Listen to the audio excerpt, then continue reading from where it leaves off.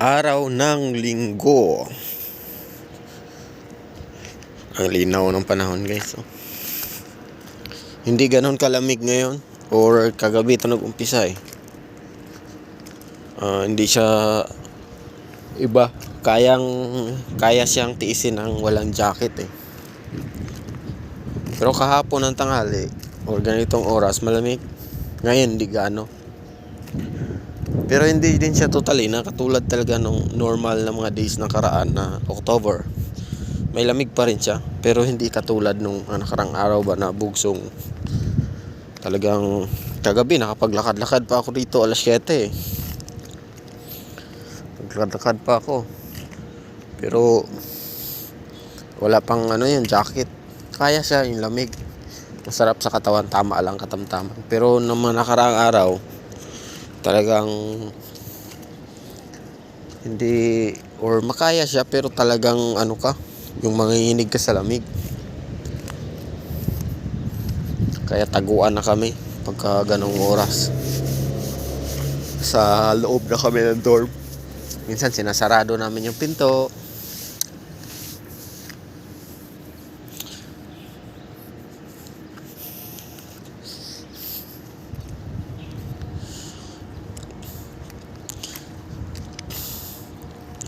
Hindi na nga kami nagtatambay dito, guys.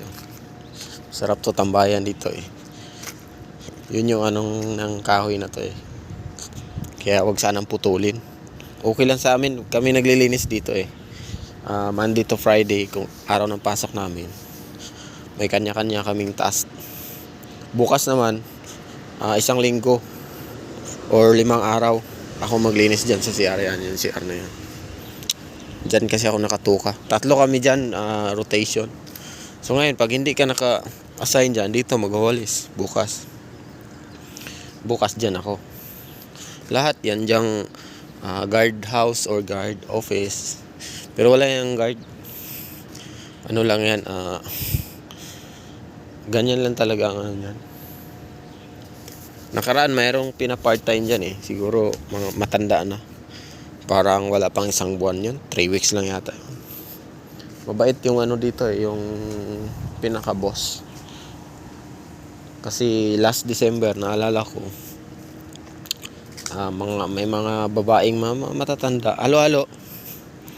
Meron ding estudyante, lalaki at babae. Pina-part-time dito sa amin. Kasi malakas ang helmet that time. Malakas dati. December. Mula October yon. Dumadami siya nung December kasi nagdagdag sila. 3 yung estudyante dyan na hire eh. Or hindi naman totally hard, part-time. So pag mababa yung gawa, pinag-half day sila ganun. Pero may trabaho sila. Yung trabaho naman lang, magaan lang yung mga lahat sila, kahit yung lalaki, magaan lang.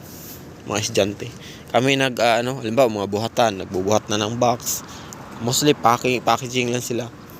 And then sa basta yung mga magagaan lang, magkabit ng mga parts, magagaan lang naman.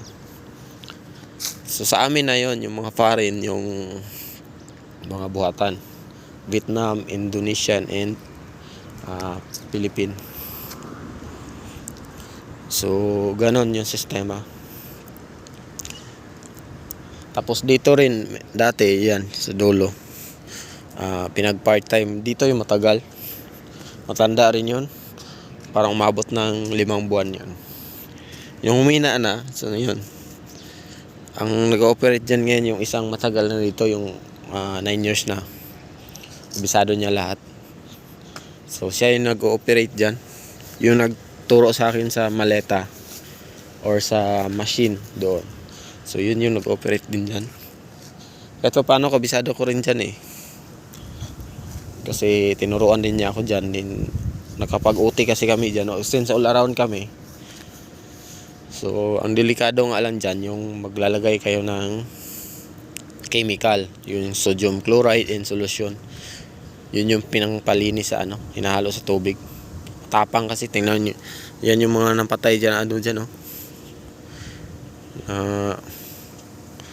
sa nadamo.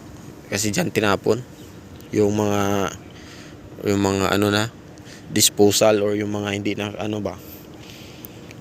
yung pangit na gamitin, or yung sobrang dumi na.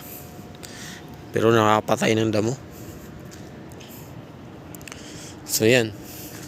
Ganun lang naman ang setup talaga dito.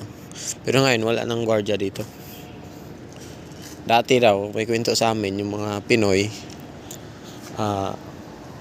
pagka walang pasok ba sa Sabado Linggo, sila yung nagbabantay rito pero walang sahod.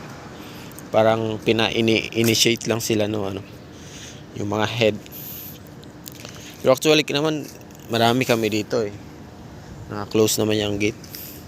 Pero meron yan silang automatic na susi yung mga head para buksan yan. Like kaninang excuse me. Kaninang umaga pumasok yung isang head dyan. Nakakotse. So direct binubuksan niya. Pero may susi din kami dyan. Meron naman kami doon, daanan, na gate. Yung mga ganda rito, napakaluwag ba? Kahit ano nga dito, pwede na joggingan eh. Minsan nagja-jogging kami rito eh, pagka hindi tinamat. Ngayon, nung oras na kasi tayo nagigising eh.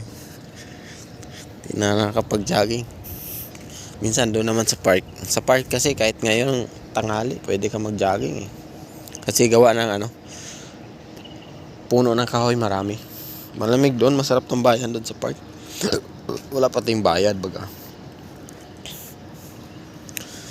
So ayun lang kaganapan natin for ngayon. Malago na naman yung damo. Katapusan ng December, papag-grass cut na naman to. Tapos i-sprayhan na naman. Well, part ng trabaho yan eh. Ako isang beses pala ako naka-grass cut dito. Ang madalas dito talaga yung isang Pinoy. Paborito nung niya yung nandan sa taas. Paborito nung supervisor niya.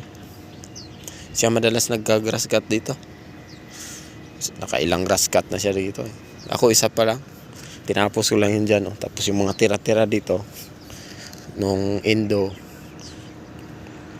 yung tinapos ko. Pati doon yung mga